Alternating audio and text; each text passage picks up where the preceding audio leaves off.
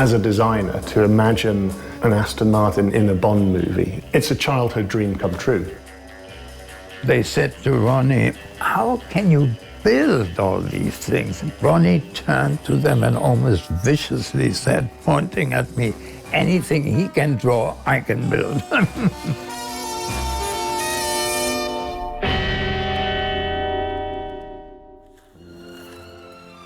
Really, my first thought was, let's forget the old way of making sets, you know, with wood paper and all that sort of thing, and try and do it all for real. I had a chance to let myself go, because there's nobody who's looking over my shoulder. On Goldfinger, I decided to build the actual Ford Knox at Pinewood on the lot. The thing was like a cathedral of gold, you know, stacked up 50 foot high.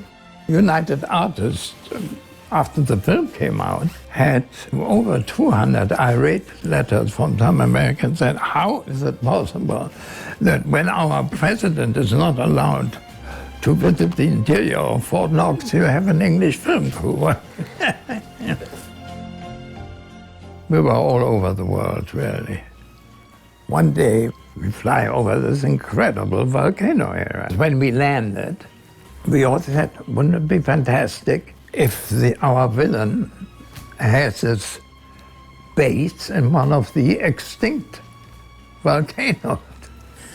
And I came up with a rough scribble and showed it to Gabby, and he said, looks okay. He said, well, how much is it going to cost? I said, we probably wouldn't go over $1 million. Well, he said, if you only spend $1 million, it's yours, you know. This here is a photograph of what the volcano set looked like. And of course, the mountain rim had to be built in perspective.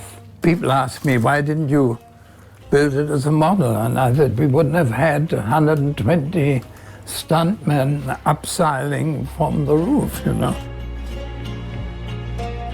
Well, the Golden Gun was not an easy job at all, quite complicated. Basic design was created in the book. The lighter was the main body, the cigarette case, the bullet compartment, and a pen was the barrel and cuffling with a trigger. We made drawings and designs which had to be approved, I think, by Broccoli at the time, but he left it to us, he didn't mind. Apart from the body of the lighter, it was made totally by hand. We went to see the Aston Martin people and said we would like one model which I'm going to put all sorts of things on. And very reluctantly, they let us have 2 Aston Martins. I think the following year, their sales went up by over 40%. After that, we never had any more trouble. Aston Martin has been involved with the Bond movies since Goldfinger, the original movie. And that kind of marriage and relationship has gone on ever since. And it's a brilliant relationship. It's a gentlemanly relationship, if you like. We love, obviously, the association, but it feels right when Bond is in an Aston Martin as well. The DB5 is a very, very important piece of design, just in terms of its iconic nature.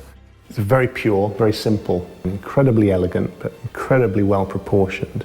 It's his very simple body side, which is like the fuselage of a plane.